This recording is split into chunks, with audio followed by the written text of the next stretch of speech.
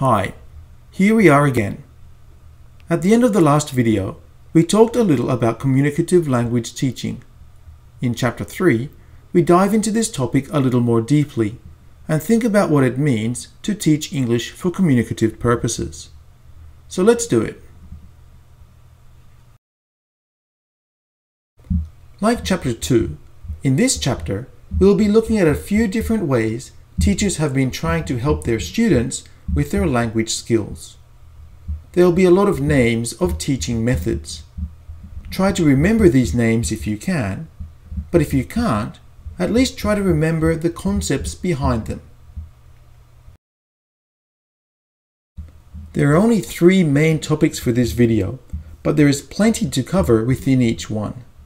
I will, as always, try to keep the video to within 10 minutes if I can. In my last video, I mentioned that the 1970s was kind of like the disco era of language education. Looking back, I think I could, or maybe should, have said it was also the era for being mellow in language learning. Now, why they decided to be mellow, I will leave it up to you to decide. But as we moved into the 1980s, there was more concentration on language for communication. There are so many different ideas for approaches to language learning and methods to use, it's hard to decide which is the best.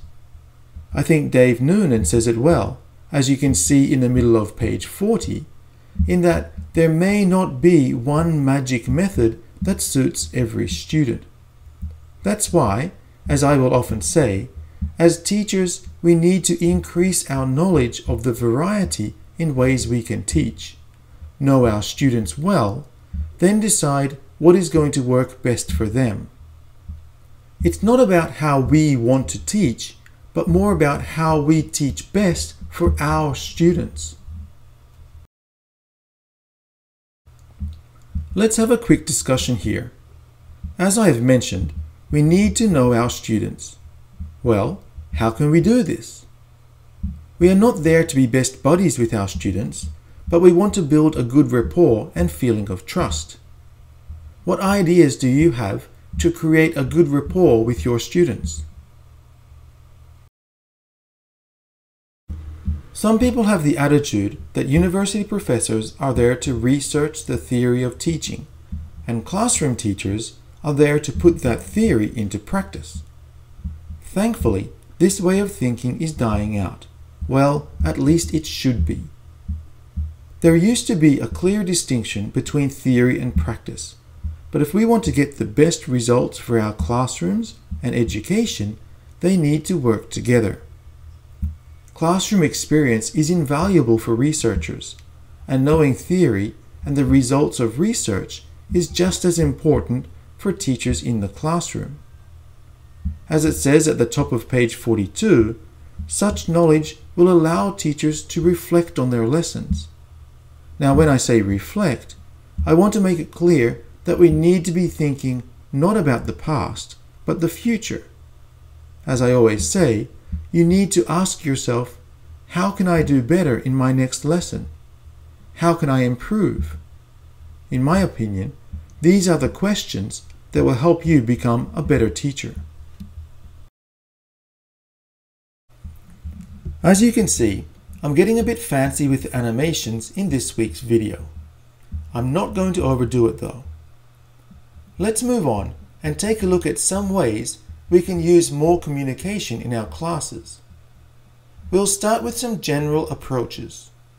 First though, I want to make sure you note that one of the main ideas I'd like you to notice this week is on page 45, where we see the author talking about teacher-centered instruction and learner-centered instruction.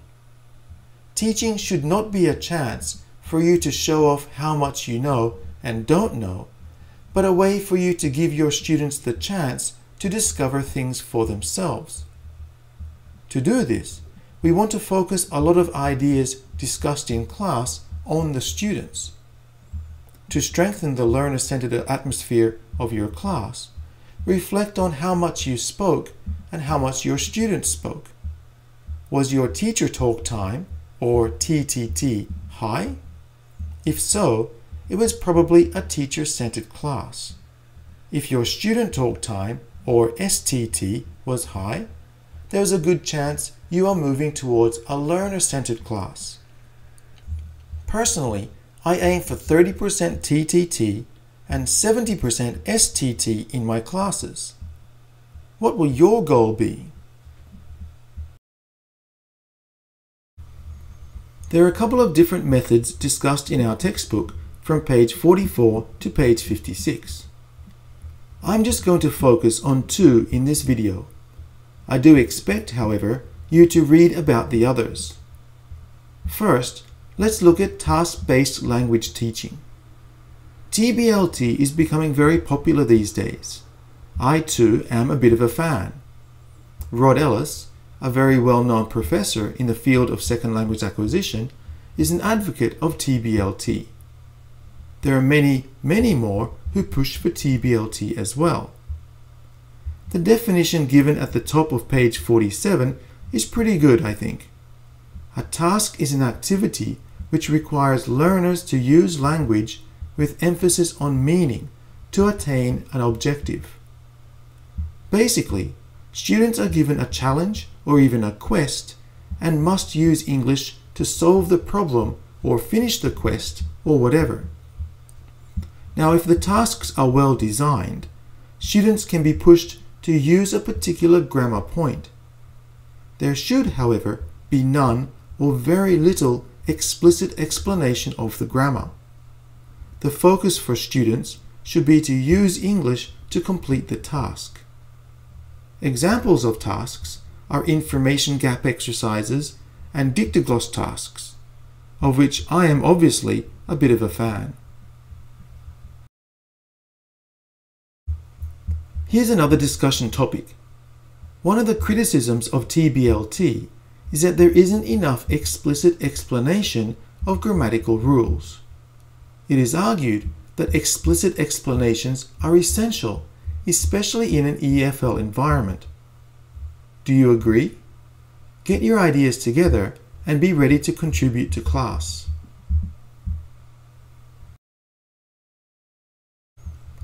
I think I'm going to struggle to keep this under 10 minutes. The second general approach I'd like you to concentrate on is strategies-based instruction. We can't be sitting by our students every single time they use or study English.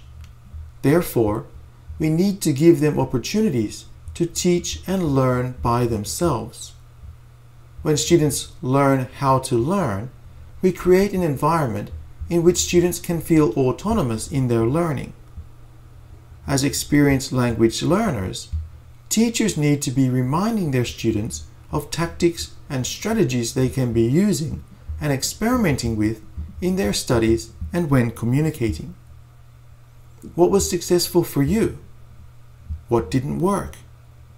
By using a variety of learning styles in your classes, you can help students find their most effective way of learning, and that should be one of the main priorities for teachers. We'll talk more about our own learning strategies later in this course.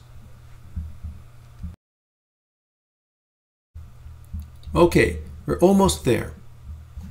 In the section Specific Approaches, we find 6 different ways of teaching language. Of course, these are all important, but I think that content-based language teaching, or CBLT, is the one that you need to be most aware of. CBLT is very similar to the now popular CLIL, or Content and Language Integrated Learning. Basically, the idea is that you teach a class that is not focused on communication, but you use English to teach that class. So, for example, a foreign cultures class taught in English, or a teaching methodologies class, like this one, would be seen as CBLT. You can have a very strong version of CBLT, in which there is almost no advice given about language, kind of like this class, or a weak version, in which teachers are purposefully using different forms of language to increase students' language skills, which is kind of what the focus of CLIL is. As I said, this class has been quite a strong version of CBLT. What do you think so far? I know we are only a couple of weeks into the course, but I'd like to hear your critical analysis of CBLT. The issues being covered here could be done in your native language, which would certainly be easier to understand, but I have chosen to do it in English. Feel free to criticize. I can take criticism as well as anybody, but make sure you support your criticism and favorable opinions with strong evidence. I look forward to hearing your thoughts. Okay, well that's about all we have time for this week. I just focused on what I saw as the most important parts of the chapter this week, but as I said earlier, I still expect you to read through the parts not covered here. Make sure you are prepared for our discussions and the usual quiz, and I'll see you in class.